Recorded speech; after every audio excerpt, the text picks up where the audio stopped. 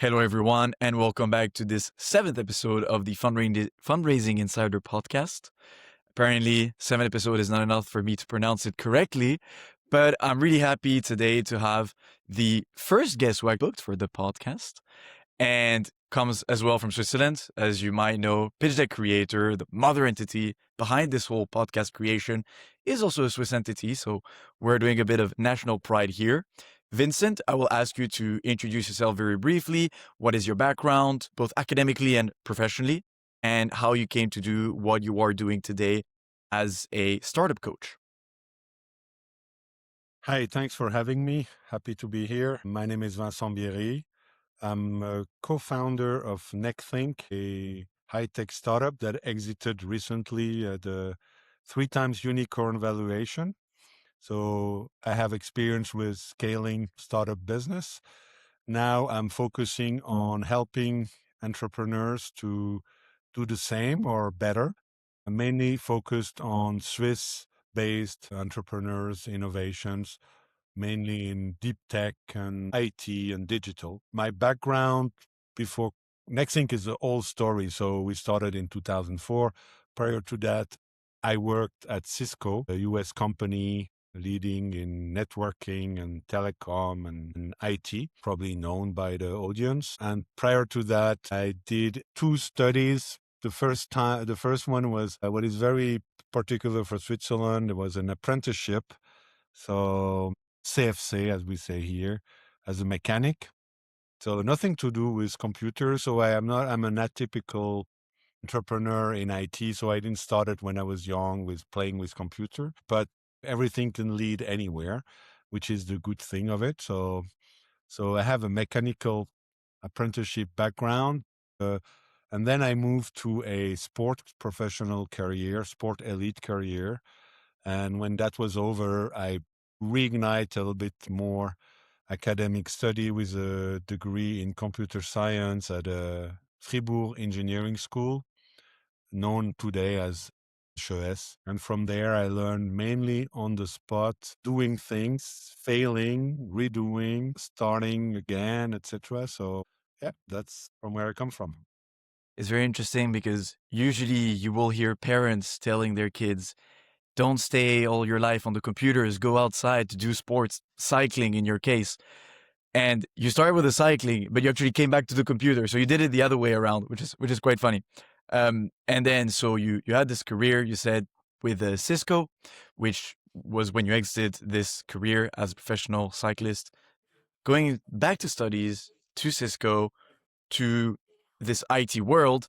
And at the beginning of IT and telecommunication, if I'm correct, and then growing this company NextThink, which was a long story. And then you exited, and we had the pre-recording call where you explained a little bit this background in more details. And you felt what you described as where you exited your part as NextThink. You thought, I still want to do something. I still want to give to this community. I still want to support creation, maybe not yourself directly, but this is where you started to become a mentor, coach, advisor. Describe how you came to this point of entrepreneur to supporting entrepreneur.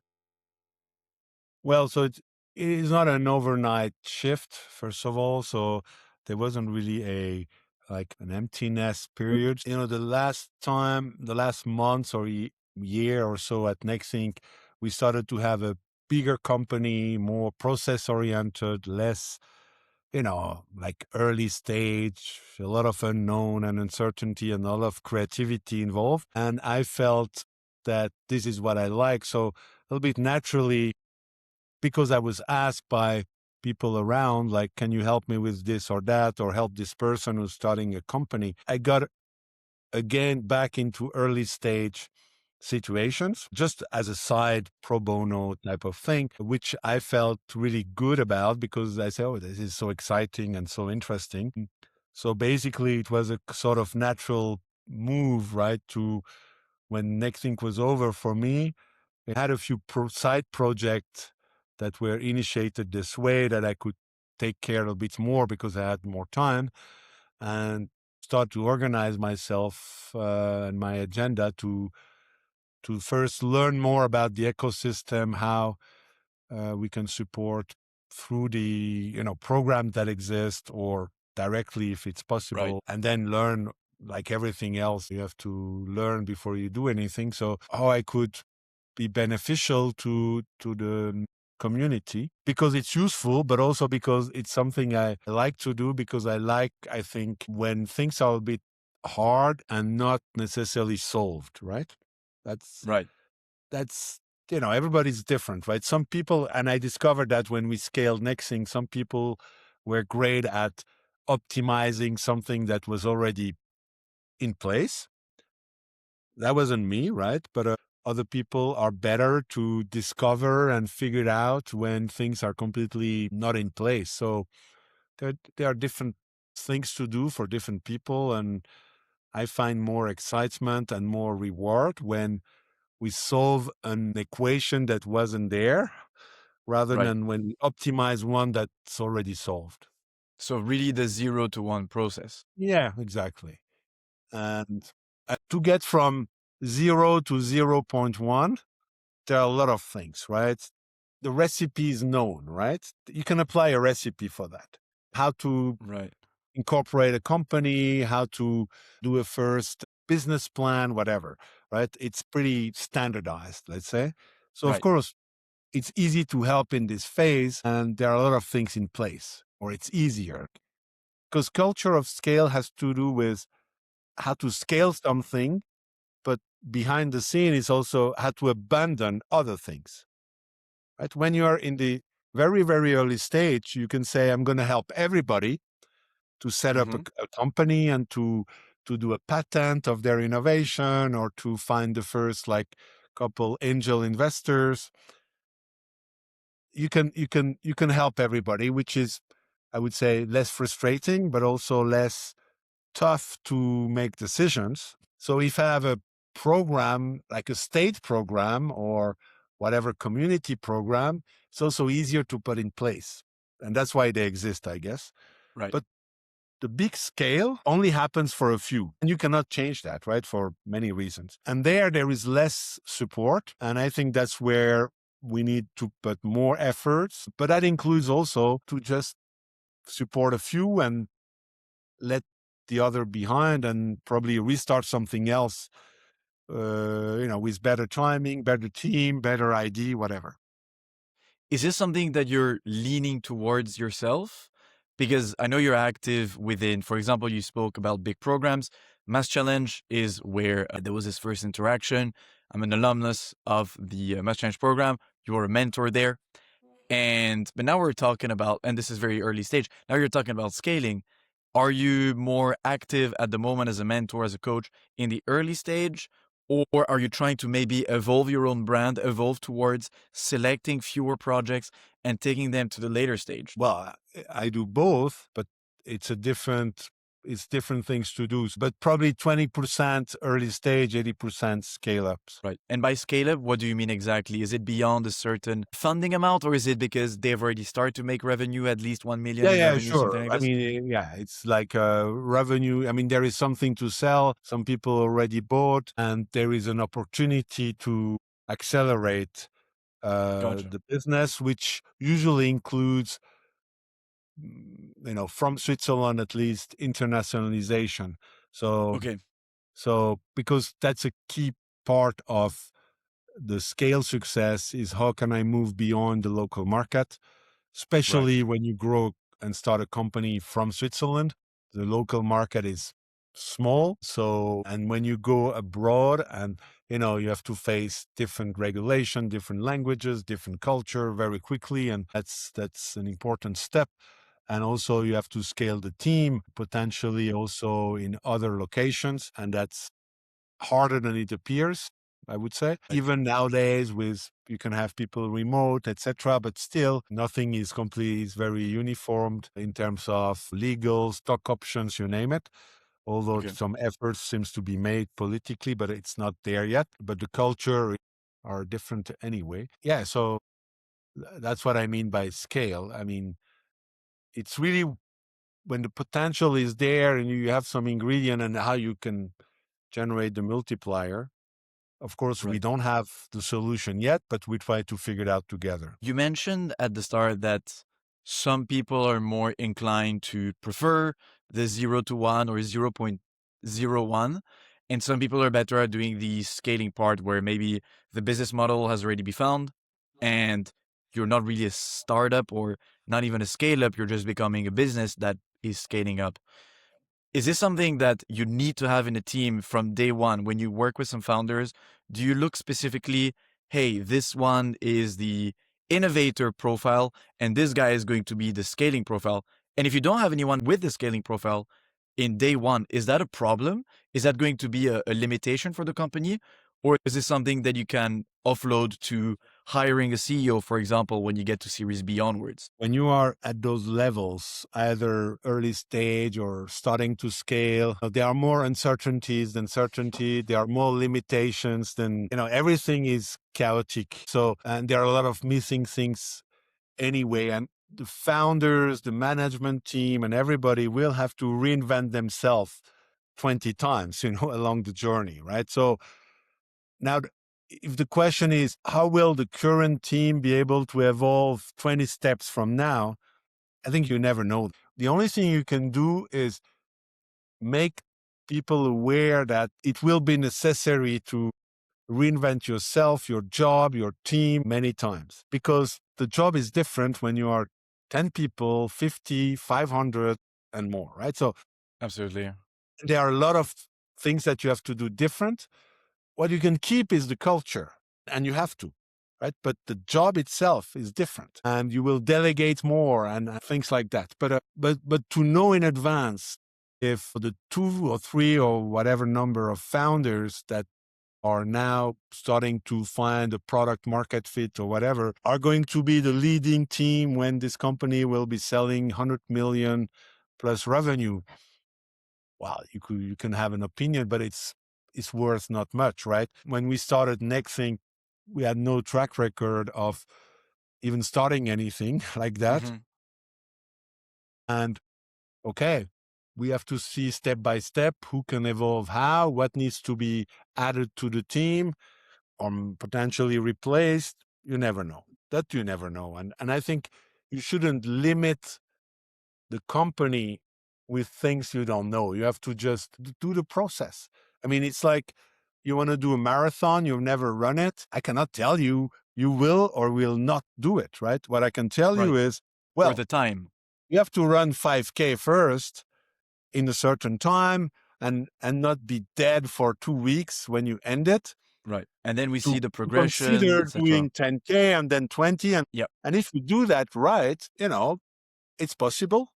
And what Okay. limits the process is usually not the potential that is inside the idea, the company, and so on. It's the people themselves. They will lose motivation because things will be much harder than they thought, takes more time. I mean, as I said, NextThink, was born more than 20 years ago. Right. So 2004. it is a long time, right? Now it sounds like, okay, it's a great story and so on, but we had a lot of tough times. There were many more reasons to stop and abandon than continue. Mm-hmm. So the reason we succeed is not like we found this amazing idea at day one and it was so advanced and so great that by itself everything went well and we had all the right people. No, it's mainly because every time it was hard, we still believe it was possible to get out of the mud, right? Not to say something worse. So that made the difference, in my opinion. So And we were surrounded by people who, A, could believe in the mission and the vision, even when it sounded further than we thought and more impossible than we initially thought, and could stick together to duplicate the energy needed to get out and move on, right? That's really key. it's something that you can't know from the start, but it seems that some people are good at maybe perceiving and guessing this. In our pre-recording call, I remember you mentioned that you had a call with an investor, and one of your investors confessed to you years after that within the 10 first minutes of your conversation, he knew he would invest in the company. What do you think he saw in those 10 first minutes? And you as a coach, as a mentor, as an advisor, however we will define this, is that something that you can teach your teams to put forward, to convey to those investors, to try to get the clicking of an investor to think after 10 minutes, yes, those are the guys that I want to invest in? What did they see? I guess what they could see is passion. If somebody is passionate about what they are trying to accomplish, or if they are just doing it because, of market statistics and I don't know, like facts. Passion will allow you to find the energy when things look really lost, right? And this you transmit it or not, right? I mean, and I don't think you can teach how to be passionate, right? It's the only thing you can say is do what you do because inside you it tells you to do it, right? It's completely instinctive, right? It's completely it's not rational.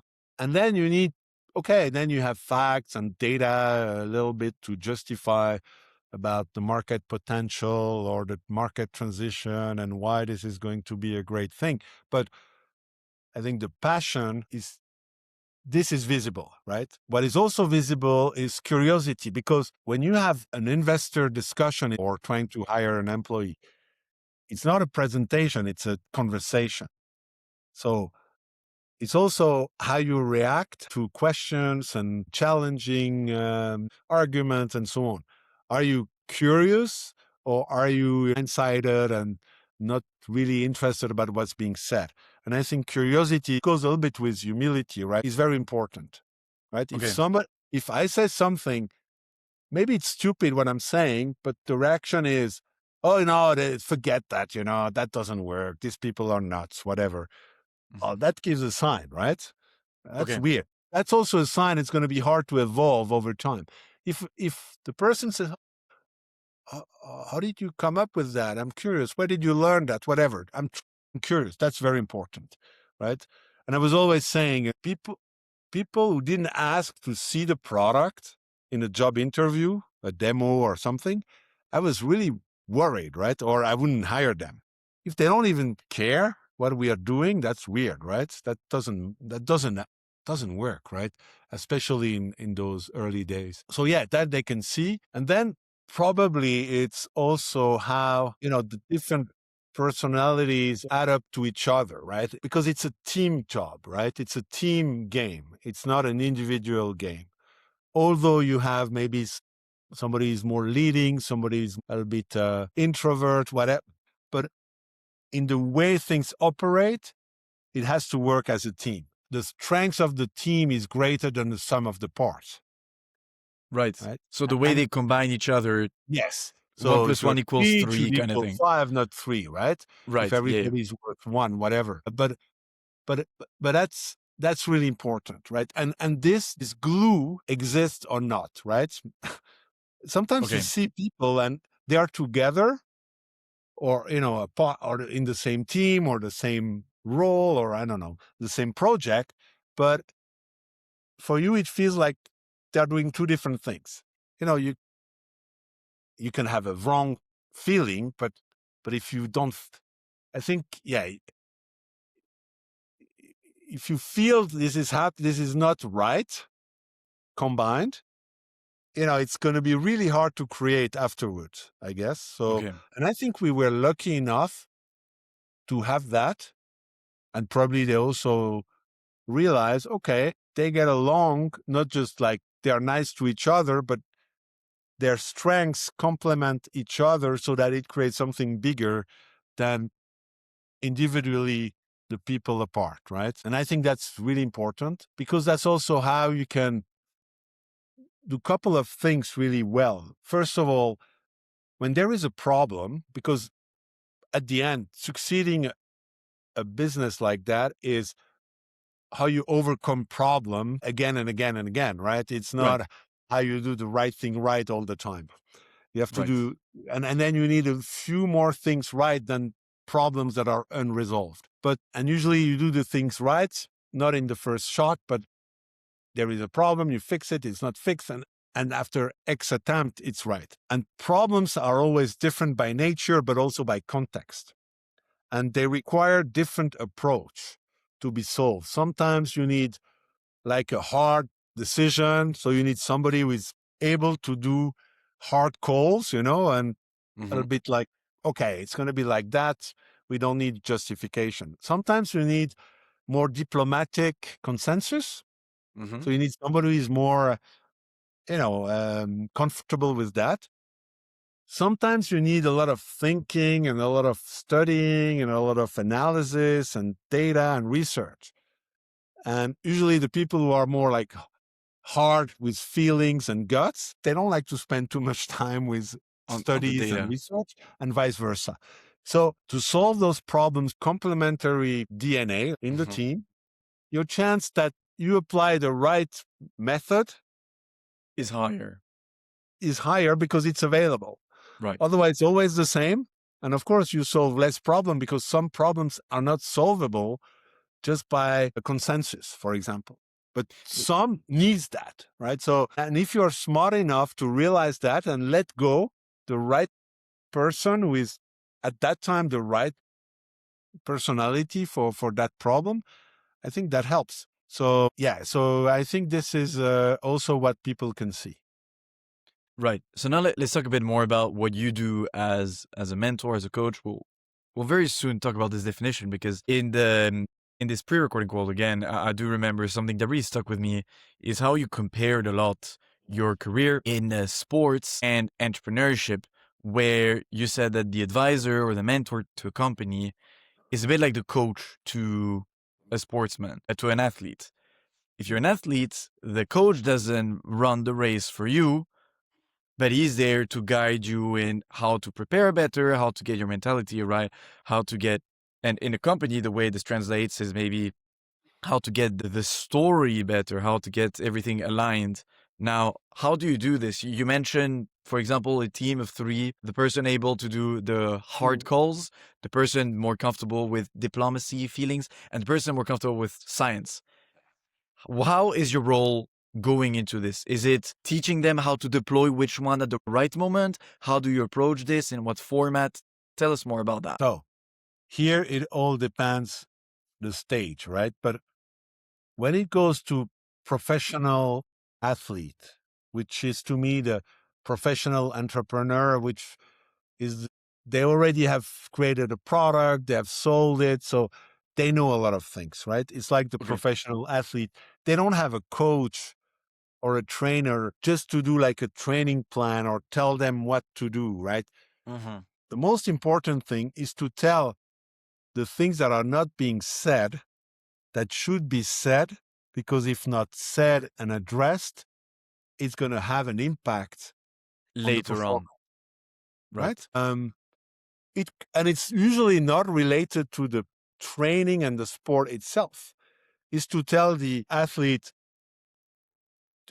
are you okay? Do you have a problem? I mean, maybe at home, maybe with your wife, your children, your parents, whatever. Because something looks wrong here. That's the role, right? That's because sometimes those things can create, struggles, unnecessary struggles that are, you see them as, I don't know, you look at the performance, the chrono, I don't know what's the whatever, but they're not directly related. So you can do a blood analysis. Oh, it's all fine. That's not the point. The point is really to go into those uncovered or hidden things that either nobody feel comfortable to talk about, so we don't talk about, or they are not aware that those things have an importance.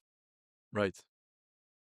Back to the business and not the coach or the sport is really about, I always tell them, I'm going to tell you probably a lot of uncomfortable things for you. Because if I don't tell it, I don't think anyone else will do. So, but I'm not telling it or raising those things just for the sake of it because I like to hurt you or, it's really made with care and then trying to figure out how to address that. There are 2 syndromes, right?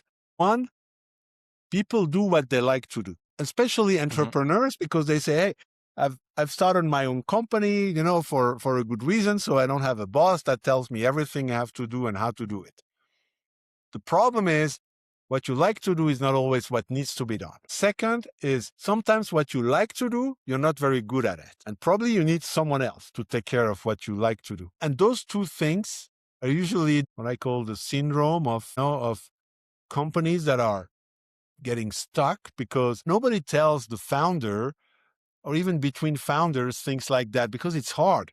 And then Mm-hmm. It if becomes a you're taboo. involved in the company as a founder or as an employee or next day and the day after you have to work with this person next to you, you're also cautious on creating conflicts, right? So you wait and all this waiting time are not helping. So somebody who is independent and has no additional interest at stake can say that, right? Right. Okay. Especially if I always say, I don't search for work or for more hours to invoice, or I don't care. If, if, if you don't want to hear those things and don't want me around anymore, I'm fine. I walk away and we stop. That's okay. So, which makes me very comfortable to identify a situation that makes the company slowing down or not performing or not able to attract interest from customers or investors. I can say what I see or what I might be problematic. And I think that's the number one added value in terms of concrete things. And the second is, for me, is very simple, but which is what we lack when we started. There was no, let's call it role models of people who have done it before that make you believe it's possible. Mm. So having somebody who can tell you, I was in your shoes, even worse, by the way, Right. I had no PhD, I had no MBA, but we figured out. So someone Uh, relatable. yeah. So, oh yeah, you're right. So, okay, I did an apprenticeship in mechanics. I ended up there. I mean, and they say, oh, okay, yeah, well, okay, so go for it, right? So that helps a lot. It's more indirect because it's not something you keep repeating because they know your profile, but to have people, and I think that's what's starting to get more and more in Switzerland. That was, it needs time. It needs generations almost. When people complain, "Oh, it's not like in Silicon Valley, etc." But I think the main difference is that over there you have 60 years of those stories of people who started something in a garage, new technology, and then big companies. Also many who fails. And those one who created, they are back, they do other companies or they are in the ecosystem or you just know about them. And it's not just inspiring, it makes you really think, okay, if they did it, I can also do it. The dream feels This more is close to you. also It's more another, attainable. yeah, this is really a support.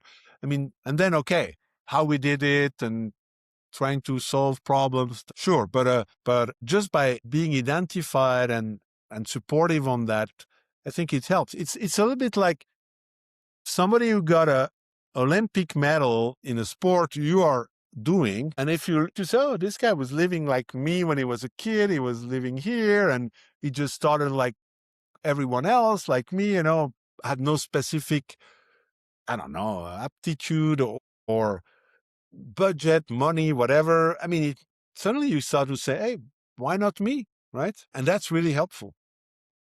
Right. Okay. And I think we miss a little bit that, but it's getting better and better because of time, because we started to have, startups and finance and, financing for innovation, 30 years after.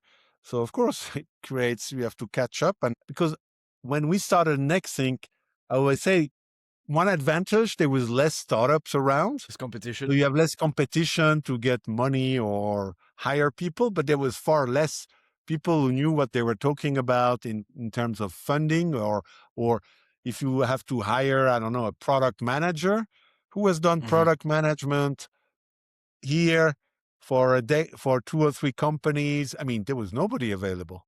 Now they start to Right. be people who let's say have done it at NextThink now for 10 years or so, they can go work somewhere else. They will be highly helpful to those companies. And then it initiate this engine. It fueled the end. I think the engine is here, but it missed the fuel, right? And the Right. people who've done it before, like me and many others, they can fuel that engine. I used to call it the, I don't know if it's the same in English. In French, the humus, which is the Mhm. topsoil part, where some of the plants, some of the insects, they die, and it creates this very fertile ground for things to build up again. It's needed. I mean, the whole world lives like this. You live, you die, or even if you don't die, you take your knowledge, you bring it somewhere else, and you keep it going. But it needs to start somewhere, and there's a lag between the start and when the nutriments get to the ecosystem. So we've talked a little bit about your background, how you got there, the whole coaching aspect.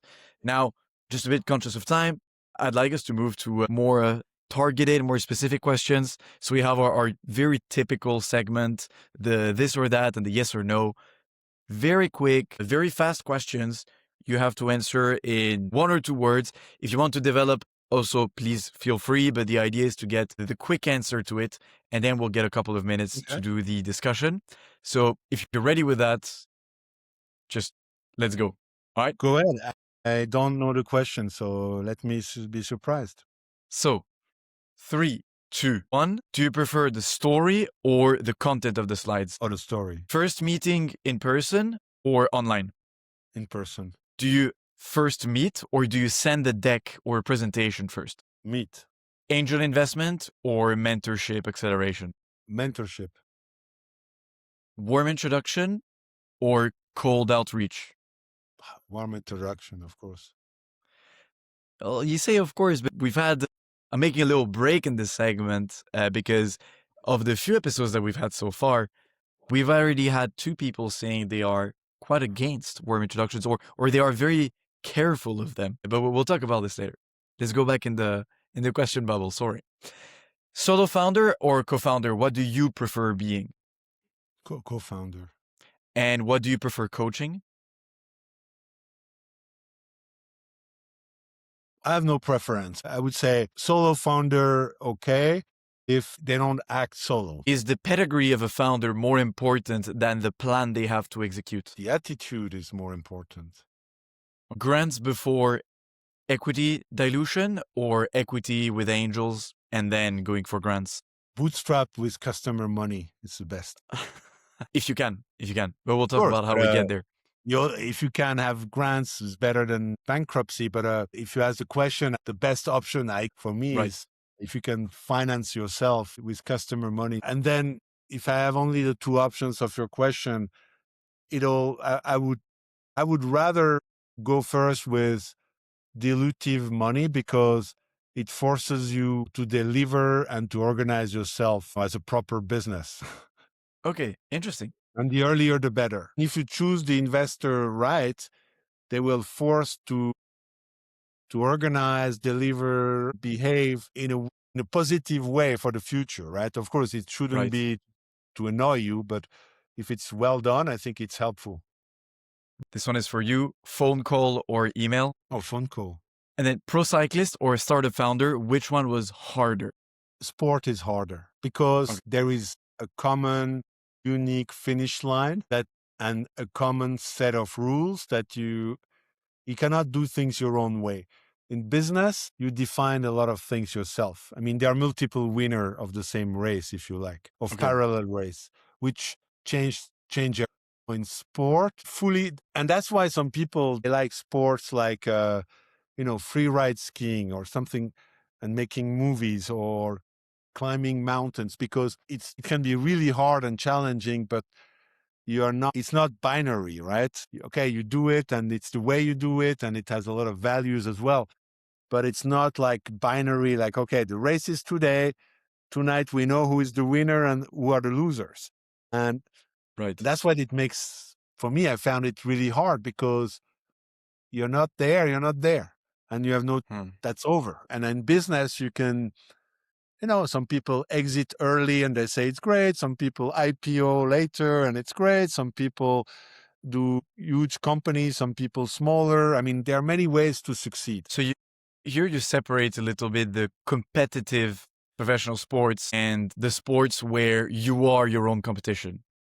Yes, exactly. For me, that's why it's harder, but it psychologically for me was harder. That's maybe Okay. why I didn't last as long as in entrepreneurship. I think it's definitely harder because also there are many more alternatives. I mean, the people can, if you don't perform, they can replace you faster. I mean, if Mhm.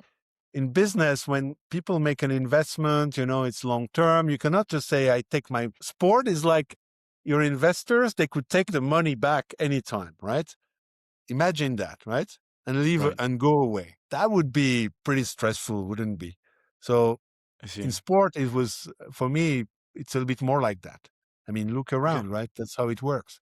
So yeah, it's a hard thing, but it was a great learning. And again, it's a choice, nobody forces me to do it. Nobody forced anyone to do all this. What makes it easier is you get the rules, you get the gears, you don't have to be creative at all. Huh? So on that side, it's a big advantage.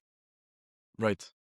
So it's more simple, but it's more difficult. Whereas entrepreneurship is more complex. You see, there's a difference between difficult and complex, where in the sports, the rules are simple because the rules are set. Whereas entrepreneurship, the rules are not set. So the difficulty comes from complexity in business. Whereas in sports, it comes from the sheer hard fact of being better, being stronger, training hard, etc., etc. Yes, I guess it depends on the sport as well, right? But in sports like we're highly on physical aptitude, of course, there is also some strategy and things like that, but definitely, right? Right. Train well, hard, be at your maximum level, and then let's see and then very quickly you figure it out.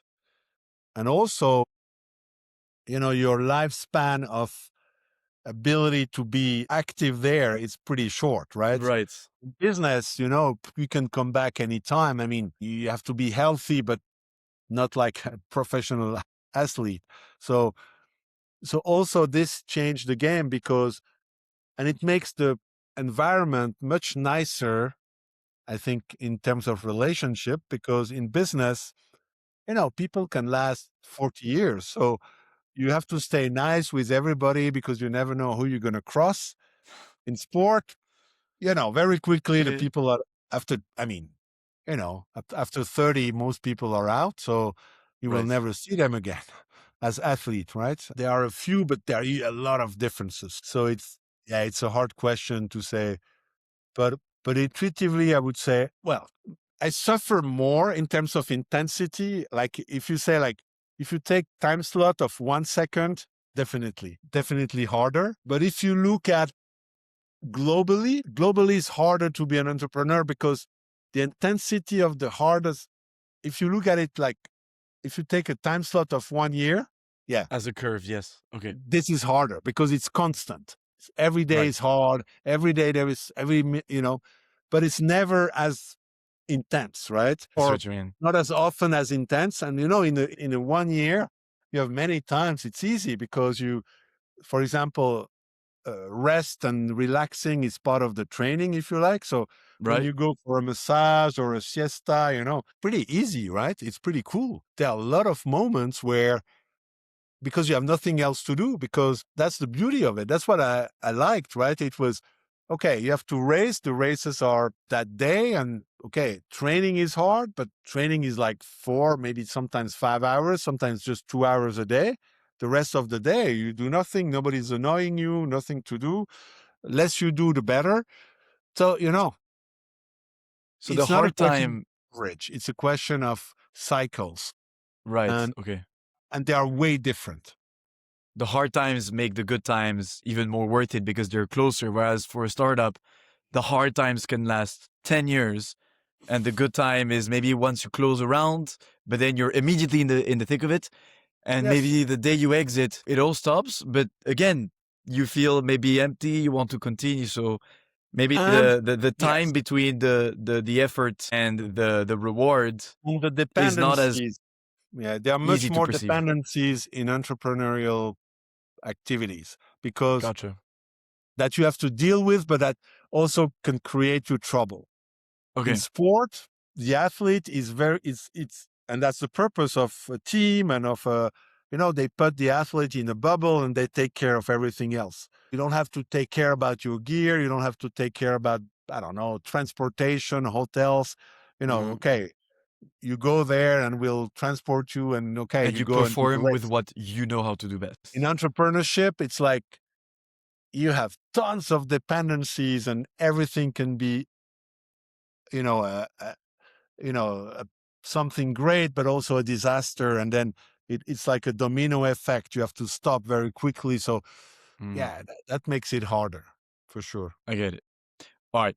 So that was the this or that format, and now we have the yes no, same thing, maybe even simpler because just yes or no.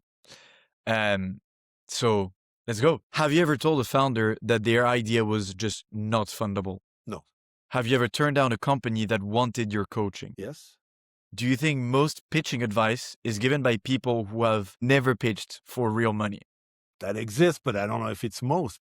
Hopefully not. There are a lot of people, I would say they know what they're talking about, but they haven't done it themselves. And for you, this empirical experience, is it primordial or can you do good without it? The feedback I have from entrepreneurs is that when they get mentorship from people who have done it before, they see the difference. Do you think most investors actually add value beyond the money? Yes. Even if it's small, it's a value add sometimes. Has there ever been a time where you regretted leaving NextThink at the point where you did? No. Do you think first time founders underestimate the importance of a first impression? Yes. As a mentor, do you think that everyone is coachable? No, but 95%. And of those 5%, do you think they're absolutely uncoachable? No, not coachable for me, let's say. Because Okay, I cannot judge how someone there is probably someone who can bear with some really rude or let's say a different style. uncommon attitude, right?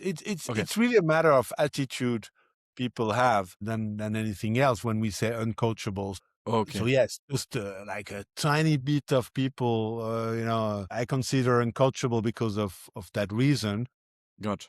But of course, they're probably also the opposite. They will say, well, you will also probably 5% of people say, I cannot be coached by Vincent because he's, I don't know, say uncoachable, the reverse, but Right, okay, they exist for sure. I mean, in life, you have everything exists. So, but the majority, if they are where they are, is also because there is always a reason why you end up doing what you do. And if somebody is an entrepreneur, because when I meet them, they already started something, at least to consider that, hey, I should bring that idea to some people to make them their life better mhm, or something like that. This is already a sign that they have some sense of they observe around what's going on, what people don't like, what they would like to improve, and so on. right. They are already there because they have a certain attitude that allows a coach to tell a few things and them to listen and maybe apply, maybe not. And coachable doesn't mean they do everything I say or I think. It means they're open to alternatives, to reconsider, They're to say receptive, no, to say, something. Yeah. So that's why most of them, they are coachable. And right. like everything in life, you always have outliers. And it doesn't mean they cannot succeed, right? So that's not the point, right? That's Okay, why I said no to your question. Did you tell somebody your idea is not fundable? Because first of all, it's not about the idea, it's beyond that. It's the a whole execution. package. And who am I to say something like that? I don't know. It's what I can only say is the chance with what you're bringing on the table right now to be fundable is lower than if you add this and that and change that. That's Okay, the type of thing I can say. right. I see. I think now we've talked a lot about some great principles of coaching, of how to succeed, etc. Now let's try to dig a bit more in detail. Maybe some of the key advice that you always go back to with every team.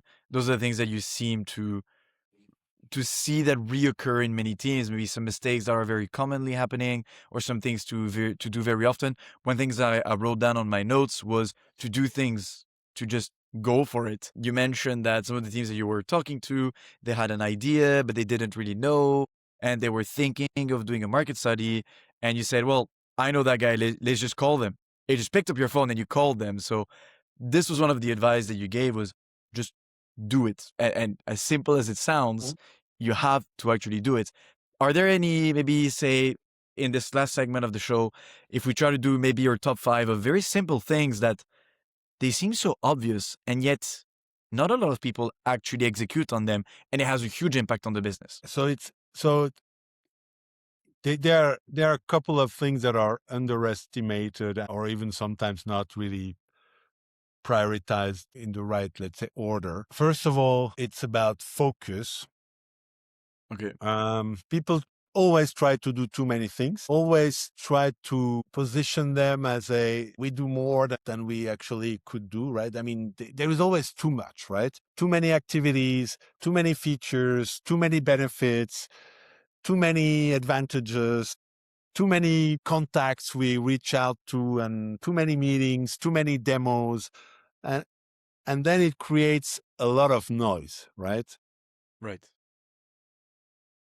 And at the beginning, you need to focus. So I asked them more than they say, I'm busy, everybody's busy for sure. But it's how many no's did you say today? No means we're not going to do it.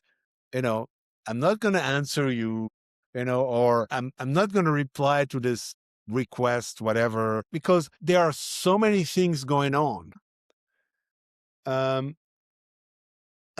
And even today with tools and, automation and you name it, you will get even more. So if you cannot focus really, really and narrow that, one thing you do really, really well and stand out of the noise and the crowd for that, it's really hard to do anything. Because what are you known for and unbeatable, right? Okay. And if you can define that, then the rest you should forget. At So least until you've cracked the market with that, right? And then we can do a bit more of left and right and adjacent stuff and more here and there. But you don't need more than one thing that is above everything. But first you need to have it, and people need to know you have it, and then use it and testify, that works, that delivers, right? Right. Do that. But this is what they call the that, moat. Yes, concretely, that's what it means. And it means saying no to a lot of things.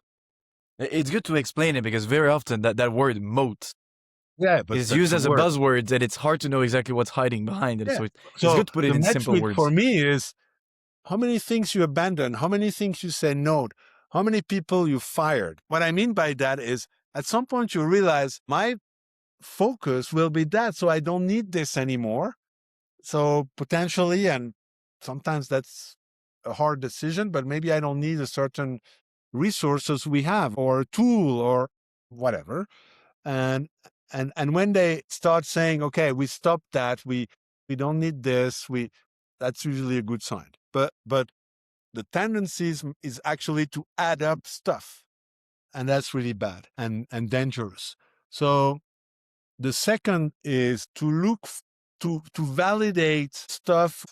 When I say stuff, is like market fit or pipeline, whatever, with what people say and not what people do. Right. I see so many pipelines that are full of crap. You can say right? It's not that they are made up, right? Like they never talk to these people. It might happen, but I don't think it's like the 95%. Most of people are authentic and trustworthy, but they trust too much what people say, and they use what people say as a validation. Comfort their own idea.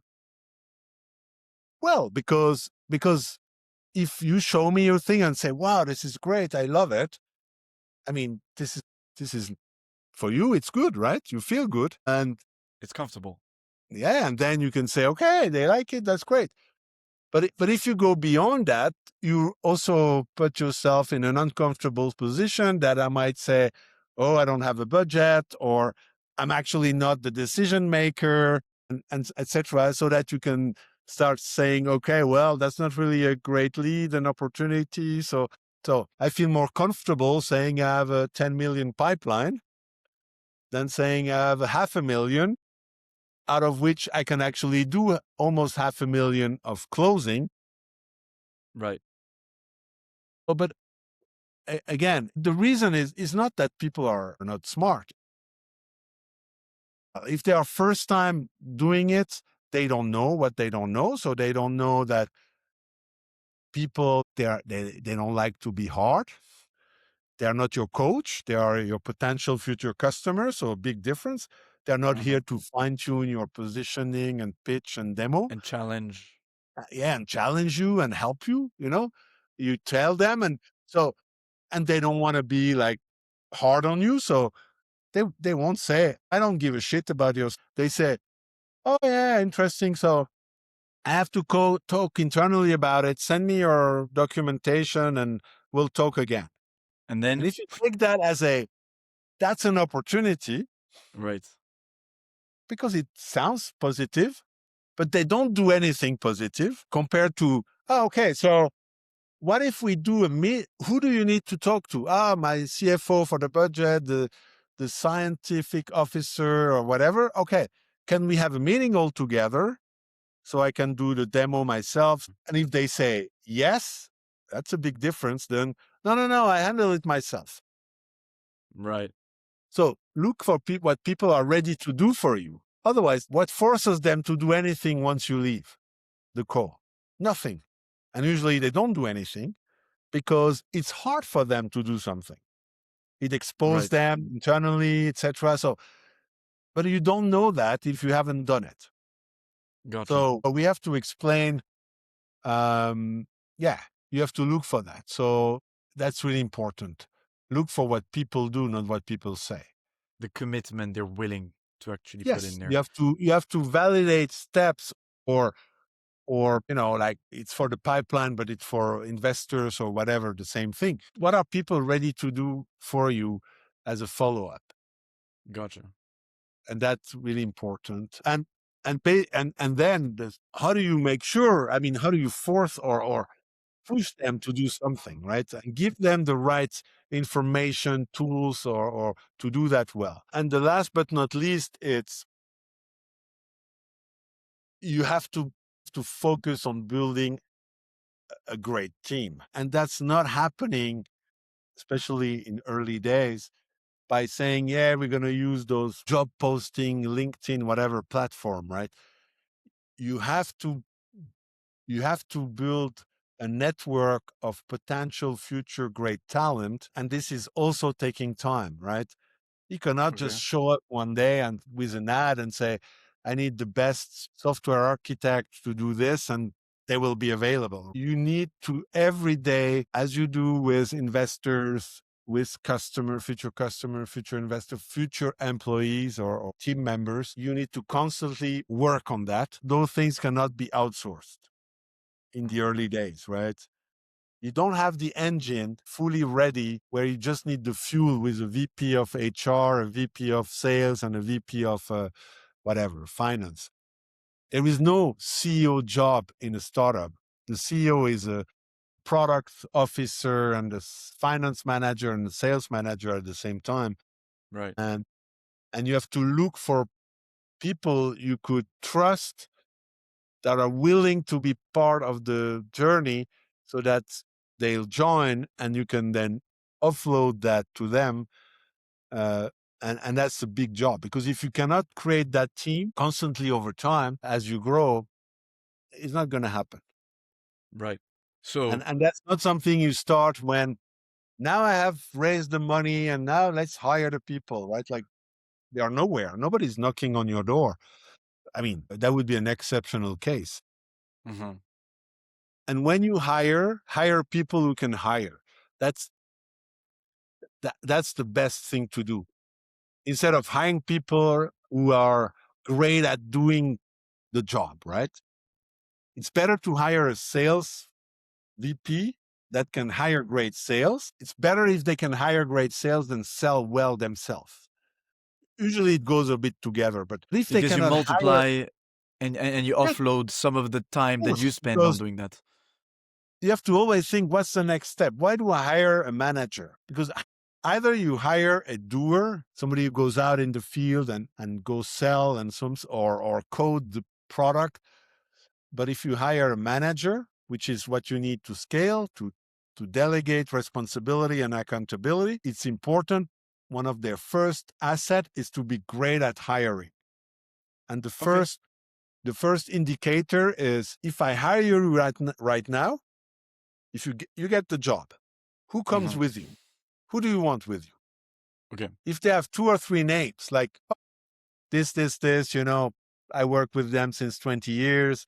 I already talked to them about this job interview, this is the best. If they like, I would contact your HR department and ask them to hire for me. Wrong. Okay. That sounds very logical, but I had never heard anyone putting words on this. So thanks for that one. Yeah. It's every time we didn't have managers acting like that, it didn't last very long because they couldn't scale, right? They couldn't scale everything because if they do everything themselves, maybe at the beginning they can get the first customers. Yeah, that's great. You sell. This is fantastic. They do the marketing. Okay, but first of all, they don't have time to hire. But when people don't have time to do something, usually it's because they are not good at doing it and they don't know how to do it. And therefore they keep them busy with something else. So if they keep them busy with doing something outside that is valuable, like selling or coding the product, that's at least less of a disaster. But most of the time, they generate internal combustion. They will Right. Right. implement a new Salesforce dashboard, right? Or something as stupid as that. So, So, and but as you, that's at the early stage, because then later stage, once you have those managers in place, then they can hire people who are just doers, and someone who's just great at coding and will never be good at hiring.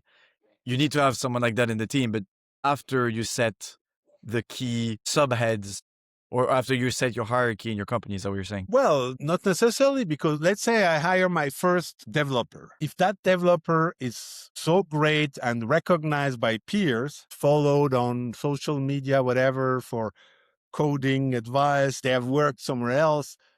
I mean, they can attract people as good as him or her very Right. quickly in your company. So it's not Okay. just about VP at scale with 500 employees. It's also early that things are helpful like that. There are magnets that you can hire, right? And if they are not, usually it's the opposite, right? Especially early stage.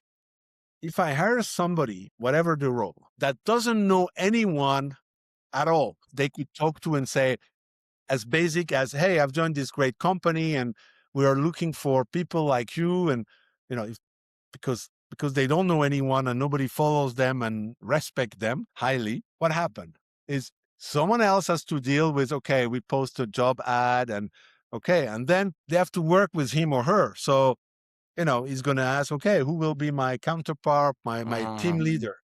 Yeah, that's him. Okay, talk to them. Probably they will say, oh, if he's A player that you're trying to hire, if they talk to a B player that will be their counterpart or manager, they're not going to come, or it will be really hard. It's interesting because we had the fourth episode, I believe. We had someone coming in and they said something very opposite, but for different reasons. We were talking about the role of advisors, and they said that early stage, and I'm not saying one of you is right, the other one's wrong. There's probably a bit of both to apply, um, because it's always like this, a balance.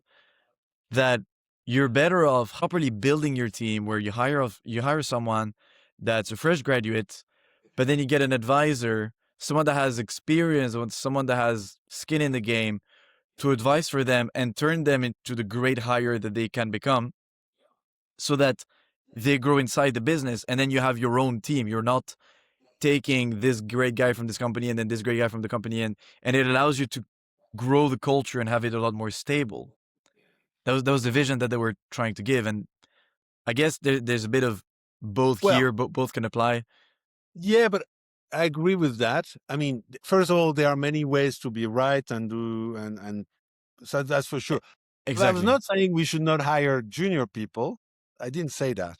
What I said, if you want to hire junior person out of school, Right. right? It's going to be way easier if someone in your team is like somebody highly respected, top class person, because Hmm. the top junior out of school, they know what they want, right?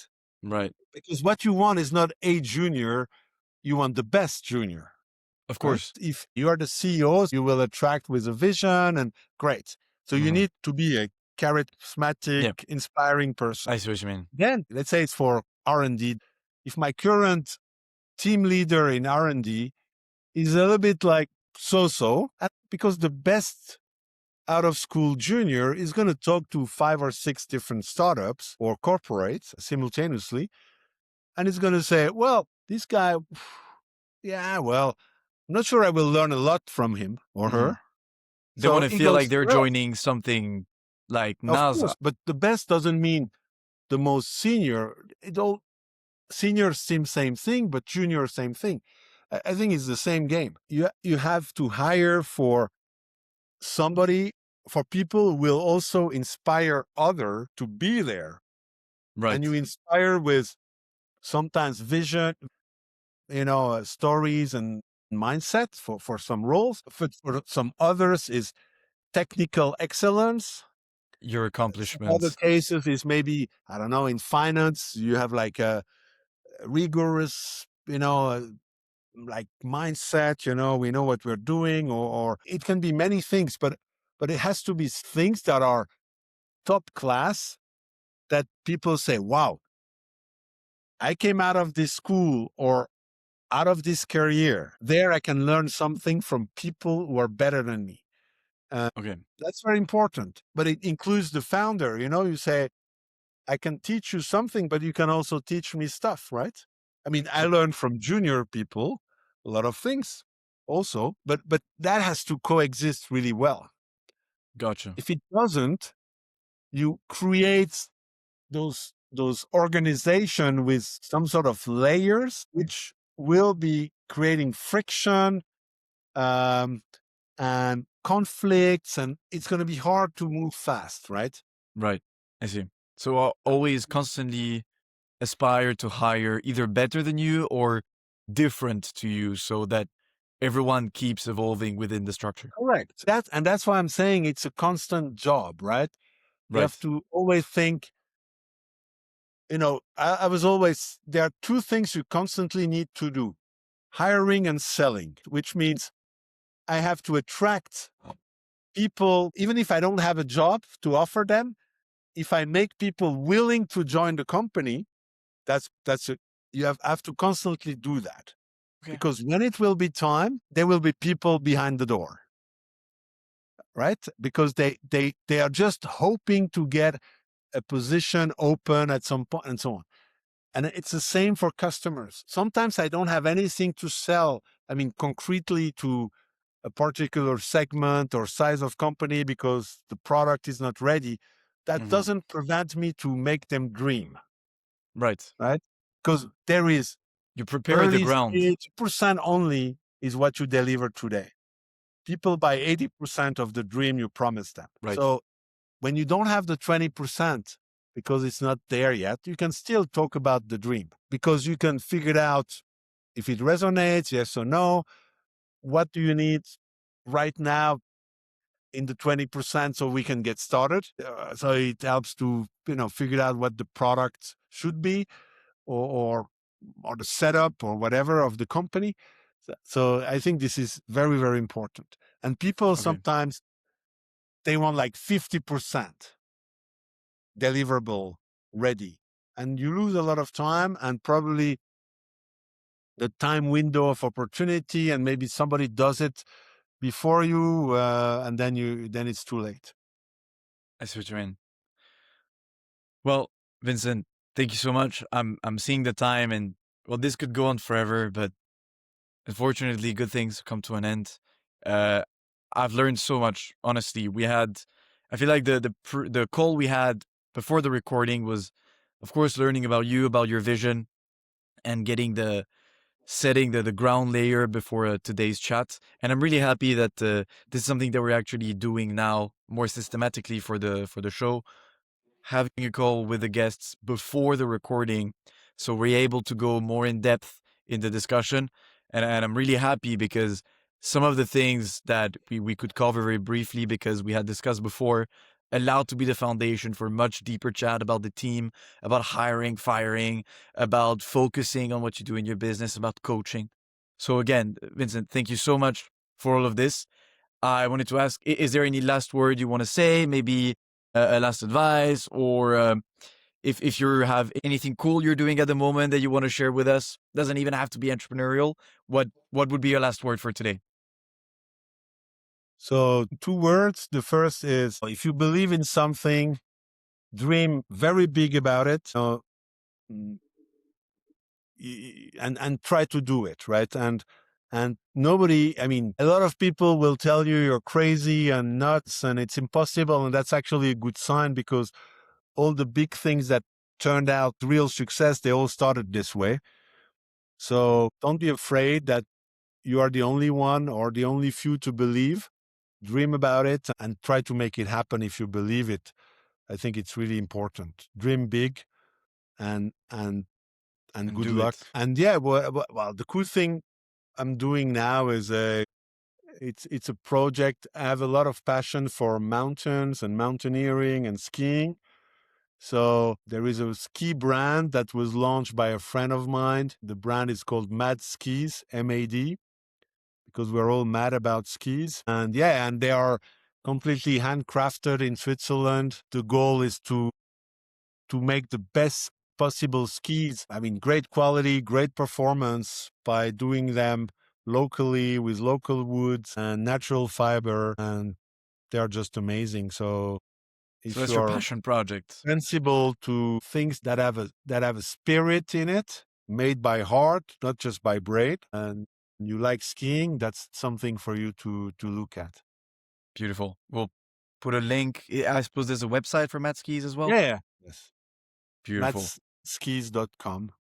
Beautiful. Then please check Yeah, those that's a out. cool project. And of course, there are, I mean, the entrepreneurial technology project, there are too many to name anyone, Mm. and I don't want to make like hierarchy because Yeah. that doesn't make sense. Right But now, yeah, that's the one. good luck to everybody who is listening also, because it's hard for everybody. So it's also hard for the investors to find the right project. So I Right. think your initiative with your company is also trying to help not only founders to create great decks and pitches and stories, but also to help investors to to easier figure out what's going on and where are the good opportunities, because Exactly. it's a hard thing to do. So, and don't forget also, everything we're talking about is just business, right? There are way more important things in life that can go wrong. And when they go wrong, things change so much. I'm talking about health and relationships and social, situation. So that's why it's worth trying really hard.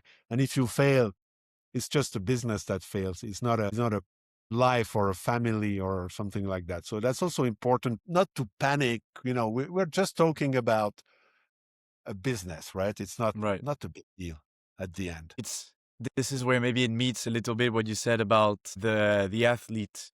For the athlete to be able to perform, he needs to rest.